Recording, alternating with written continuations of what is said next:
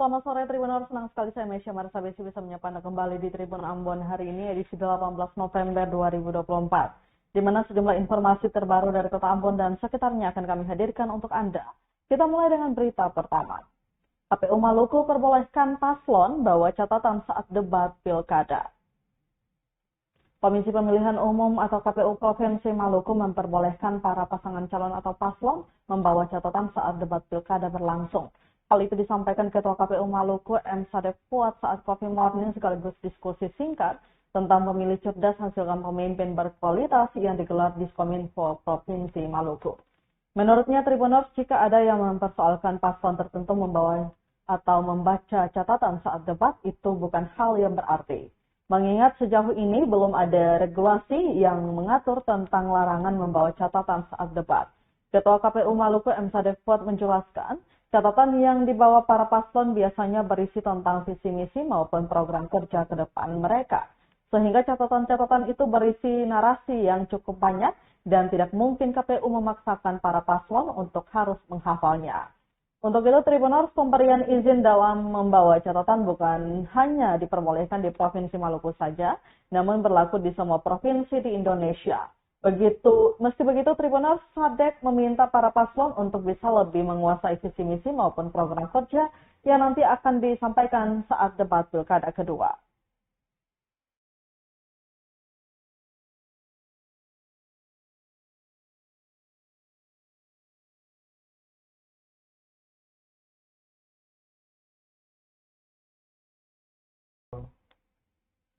Kita ke berita selanjutnya, Tribuners, Hendrik Lewerisa tak mau bohongi masyarakat, sebut wilayah di Maluku belum bisa dimekarkan.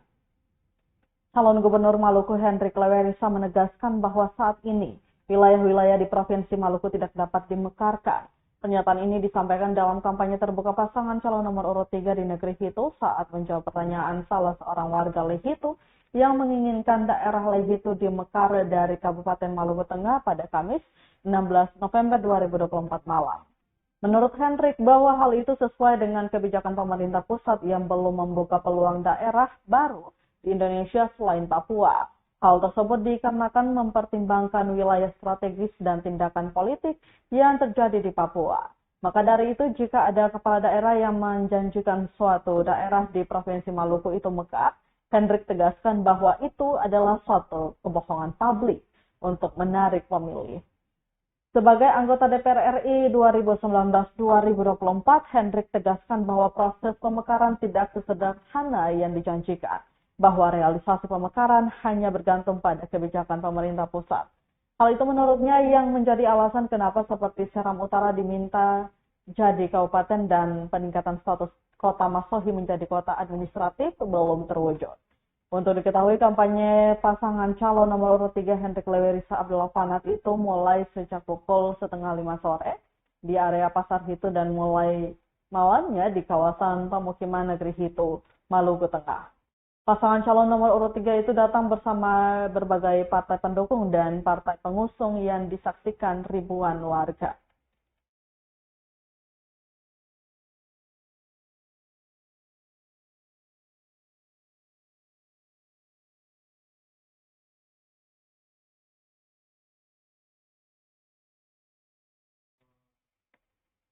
Tribuners, 27 penumpang yang terombang-ambing di Pulau Lau-Lau, Kepulauan Aru berhasil diselamatkan. Kapal dengan muatan 27 penumpang terombang-ambing di sekitar perairan Pulau Lau-Lau, Kabupaten Kepulauan Aru berhasil diselamatkan pihak tim SAR gabungan Minggu 17 November 2024. Kapal penumpang itu berlayar dari Dobo dengan tujuan Desa Sabri Hijau, Kabupaten Kepulauan Aru sekitar pukul 3:15 waktu Indonesia Timur. Namun sekitar pukul 11:35 waktu Indonesia Timur, kapal tersebut dikabarkan mengalami kerusakan mesin. Dengan mempersiapkan berbagai perlengkapan, sekitar pukul 11:45 waktu Indonesia Timur, tim SAR gabungan menggunakan speedboat BPBD Dobo menuju titik koordinat kapal. Kepala Basarnas Ambon Muhammad Arafah mengungkapkan akibat jarak tempuh yang cukup jauh, tim baru bisa tiba di lokasi sekitar pukul 13:35 waktu Indonesia Timur dan langsung mengevakuasi separuh penumpang. Sementara kapal ditarik menuju kota Dobo. Untuk diketahui 27 korban diantaranya sebanyak 10 perempuan dan 17 laki-laki.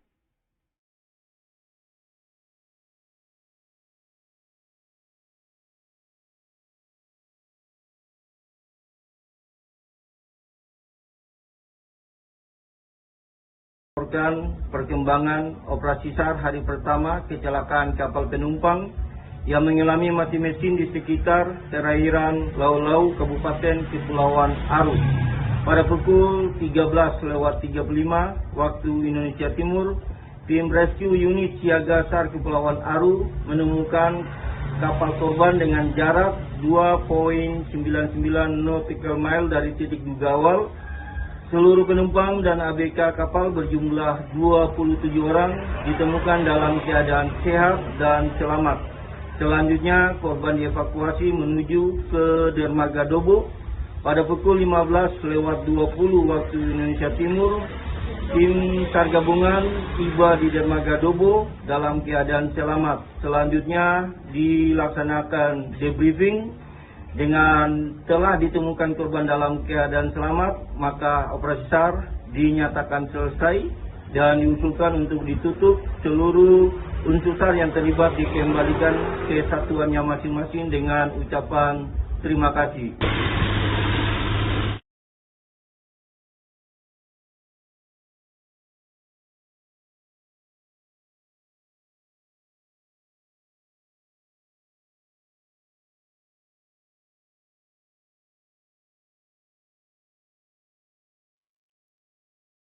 Kita ke wilayah Seram Utara, Tribuners, puluhan tahun tak diberi akses jalan layak, warga dua negeri di Seram Utara swadaya bangun jalan. Puluhan tahun tak memiliki akses jalan yang layak, warga negeri Elemata dan negeri Hatwolo di Kecamatan Seram Utara, Maluku Tengah memilih bangkit sendiri. Mereka sepakat membuka akses jalan secara swadaya untuk memenuhi kebutuhan mobilitas dan pembangunan. Kepala Seksi Pemerintahan Negeri Hatwolo, Arianto Ilela, mengatakan bermodalkan semangat gotong royong, warga mengorbankan tanah dan tanaman mereka untuk digunakan bersama. Jalan baru ini menghubungkan dusun SP2 Sari Putih hingga kawasan Upaha Poto di pertengahan negeri Elemata. 2 hari bekerja penuh sejak Jumat 15 November hingga Sabtu 16 November 2024, akhirnya akses jalan mereka berhasil. Meski tak sampai ke negeri mereka, akses jalan yang dibuka mereka ini jika para pengendara melintasi tanpa muatan dapat memakan waktu 3 jam, sementara dengan muatan dapat memakan waktu hingga 5 jam perjalanan.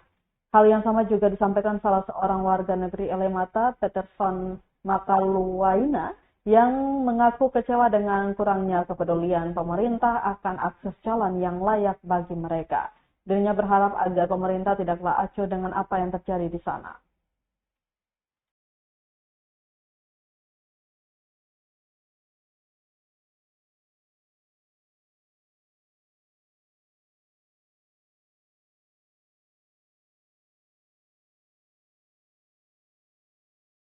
Ke Kota Tual, Tribuners, pom minyak goreng mulai tersedia di Kota Tual, Maluku, harganya Rp10.000 per liter.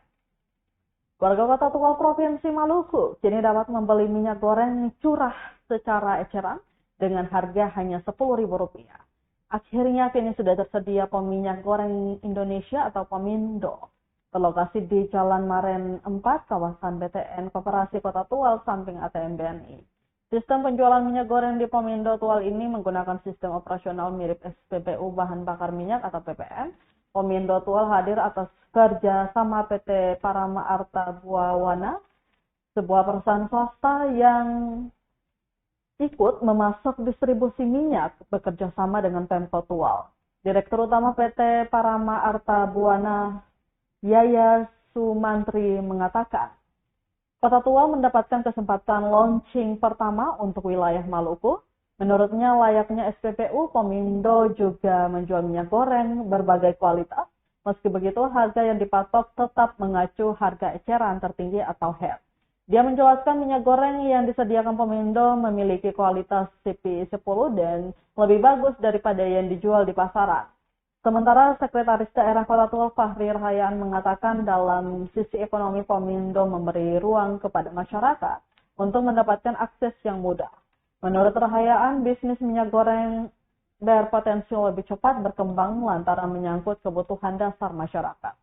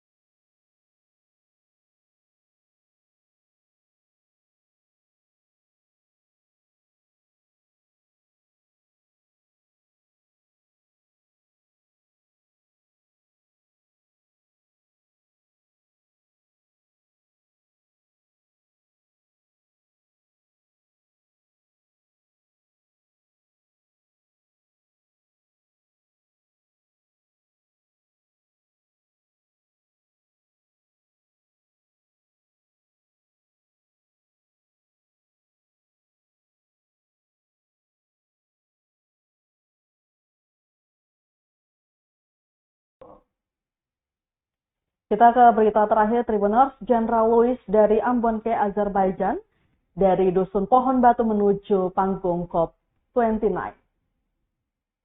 Jenderal Louis, jurnalis Tribun Ambon, tengah bersiap mengarungi perjalanan panjang menuju Azerbaijan. Perjalanan ini bukan sekedar wisata, melainkan ia akan mengikuti konferensi tingkat tinggi perubahan iklim PBB ke-29 atau COP29. Perjalanan dimulai dari Ambon, transit di Jakarta dan Istanbul, sebelum akhirnya tiba di Baku, ibu kota Azerbaijan.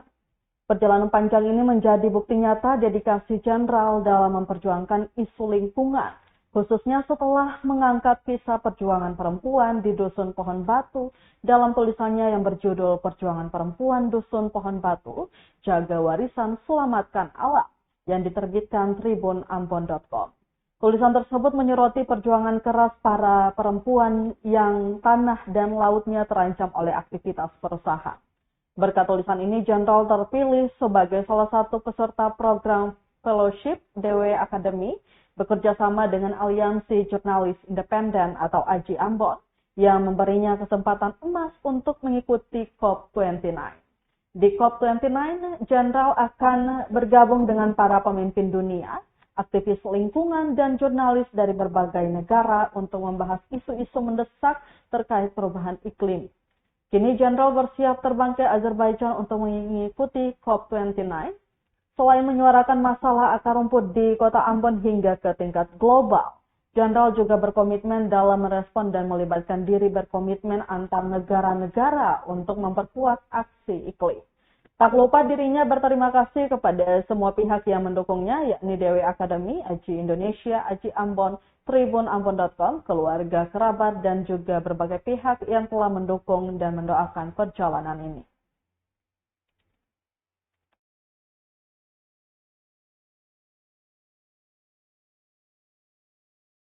Kita ke L.